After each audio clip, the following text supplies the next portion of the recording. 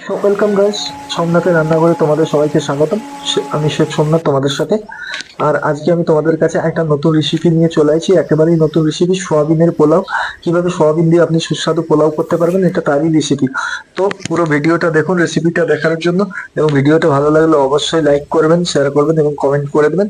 আর কিছুদিন ভিডিও দিতে পারিনি, তার জন্য আমি দুঃখিত, কিছু ব্যক্তিগত কারণের জন্য দিতে পারিনি। তো রেসিপির দিকে যাওয়া যাক। তো এখানে আমি সোয়াবিন পোলাও করার জন্য নিয়ে নিয়েছি গোবিন্দভোগ চাল 500-র মতো, এবং এটা আমি আধা ঘন্টার জন্য ভিজিয়ে রেখে দিয়েছি। তারপরে একটা প্যানের মধ্যে তেল নিয়ে নেবেন আপনারা অল্প, এবং ওর মধ্যে অ্যাড করে দিবেন আলুগুলো ঠিক ঠিক এইভাবে কেটে নেবেন, এবং আলুগুলোকে ভালো করে একটু ভেজে নিতে হবে নাড়াচাড়া করে। তো দেখতেই পাচ্ছেন এখানে আমি আলুগুলোকে বেশ ভালো করে সুন্দর করে নাড়াচাড়া করে ভেজে নিচ্ছি। আপনারা চাইলে সয়াবিন পোলাওয়ের মধ্যে আলাদা অন্য কোনো ভেজিটেবলও দিতে পারেন, তবে আমি এখানে আলুটা দিয়েছি খালি, কারণ আলুটা দিলে পরে স্বাদটা ভালো লাগে এই পোলাওয়ের খেতে। তো দেখতেই পাচ্ছেন আলুটা কিরকম ভাজা হয়ে গেছে। আলুটা হালকা হালকা যখন দেখবেন ভাজা হয়ে গেছে, তখন গিয়ে পরে আলুটাকে আপনারা তুলে নেবেন পাত্রের মধ্যে। এইভাবে ঠিক সয়াবিন পোলাওর জন্য আলুটা ভেজে নিতে হবে আমাদের। এরপরে একটা কাজ করবো, এরপরে ওই তেলের মধ্যে একটু ঘি মিশিয়ে দিবেন, এবং ওই ঘিটাকে গরম করে নেবেন ভালো করে। ঘিটা ভালো করে যখন গরম হয়ে যাবে, তখন ওর মধ্যে অ্যাড করে দিবেন সোয়াবিনটাকে অবশ্যই আপনারা একটু উষ্ণ গরম জলের মধ্যে ডুবিয়ে রেখে দিবেন। যখন ফুলে যাবে তখন জলটাকে নিগড়ে পরে সোয়াবিনটাকে এইভাবে তেলে ভেজে নেবেন। তো এখানে আমি সোয়াবিনটা আগের থেকে ভিজিয়ে রেখেছিলাম, তার জন্য আর দেখালাম না কিভাবে ভিজাবেন। তো এখানে অল্প সোয়াবিনের সাথে লবণ অ্যাড করে দিবেন, যাতে সোয়াবিনটা হালকা লবণটা ভিতরে চলে যায়, এবং এটিকে ভালো করে নাড়ি চাড়িয়ে নেবেন। যখন সোয়াবিনটা দেখবেন উপর থেকে হালকা হালকা ভাজা হয়ে এসেছে, তখন গিয়ে পরে আপনি সোয়াবিনটাকে তুলে নেবেন। ঠিক দেখতেই পাচ্ছেন আমার এখানে সোয়াবিনটা হয়ে গেছে, এবং আমি সোয়াবিনটা এখানে তুলে নিলাম। এরপরে একটা প্যানের মধ্যে তেল নিয়ে নিতে হবে, এবং তার সাথে নিয়ে নিতে হবে 1 চামচের মতো ঘি। তো এখানে দেখতে পাচ্ছেন আমি 1 চামচ ঘি আর তেল নিয়ে নিয়েছি, এবং ঘি তেলটা পুরোপুরি গরম হলে এর মধ্যে ব্যবহার করে দিতে হবে লম্বা করে কেটে রাখা পেঁয়াজ। এখানে আপনারা দুটো পেঁয়াজ ব্যবহার করতে পারেন, এবং বড় সাইজের পেঁয়াজ হলে একটা পেঁয়াজ ব্যবহার করতে পারেন। পেঁয়াজটাকে বেশ ভালো করে আপনাকে ভেজে নিতে হবে, যেন পেঁয়াজটার মধ্যে জল না থাকে। যখন পেঁয়াজটা দেখবেন লাইট ব্রাউন হয়ে এসেছে, তখন অল্প পেঁয়াজ আপনারা এখানে তুলে নেবেন ব্রেস্তা করার জন্য। তো এখানে দেখতেই পাচ্ছেন আমি ব্রেস্তা হিসাবে অল্প পেঁয়াজ তুলে রেখে দিলাম, এবং অল্প পেঁয়াজ রেখে দিলাম, এটাকে ভালো করে ভেজে নিলাম। এবার এর মধ্যে আমি অ্যাড করে দিলাম 1.5 চামচ আদা এবং লঙ্কা বাটা। আপনারাও ঠিক আদা এবং লঙ্কা বাটা এভাবে দিয়ে দিবেন। তারপরে আদা লঙ্কা বাটাকে ভালো করে আপনারা ভেজে নেবেন।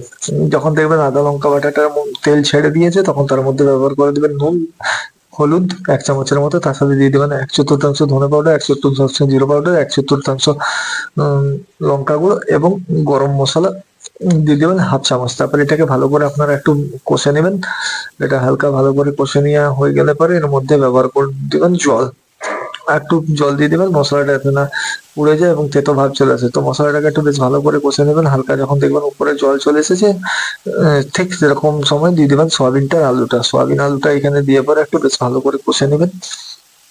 মোটামুটি মিনিট 2-3 কষে নেবেন, এবং কষে নেওয়ার পর দেখবেন সোয়াবিনটা এবং আলুটা যখন হালকা হালকা জল শুকিয়ে গেছে, তখন ওর মধ্যে অ্যাড করে দিবেন জল, পরিমাণ মতো জল। জলটা দেওয়ার পরে এখানে জলের পরিমাণটাও কিন্তু আপনি যতটা চাল নিয়েছেন সেই হিসাবেই নিতে হবে।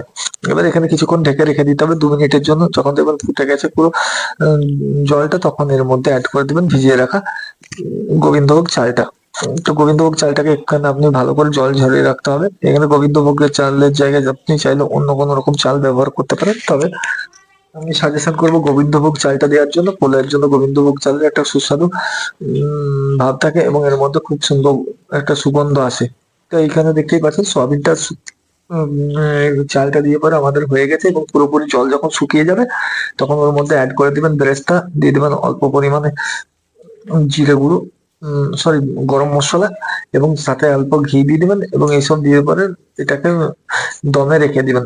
ওইখানে হাই ফ্লেমে আপনি 3 মিনিটে থেকে 4 মিনিট পর্যন্ত রেখে দিবেন। দেখতেই পাচ্ছেন আমার এখানে দেওয়া হয়ে গেছে, এবং আমি ফ্লেম বন্ধ করে দিয়েছি, এবং কিছুক্ষণ বন্ধ করে রেখেছিলাম, মোটামুটি মিনিট 10-এর মতো। তারপরে ফ্লেমটা খুলছি, দেখতেই পাচ্ছেন আমার পোলাওটা কি সুন্দর ঝরঝরে হয়েছে, এবং এইভাবে ঠিক আপনারা বাড়িতে বানিয়ে নিতে পারবেন সোয়াবিনের পোলাও। তো দেখতেই পাচ্ছেন পোলাওটা কত সুন্দর খেতে হয়েছে, এবং খেতেও খুব টেস্টি হয়েছিল। তো এইভাবেই পোলাও করে পরে বাড়ির মানুষকে খাবেন। এবং ভিডিওটি ভালো লাগলে অবশ্যই চ্যানেলটা সাবস্ক্রাইব করে দিবেন, আর যারা নতুন আছেন তারা চ্যানেলটাকে সাবস্ক্রাইব করে অবশ্যই বেল আইকনটা টিপে দেবেন, আবার দেখা হবে নতুন কোনো ভিডিওতে। ততদিন আপনারা ভালো থাকবেন, সুস্থ থাকবেন। ধন্যবাদ।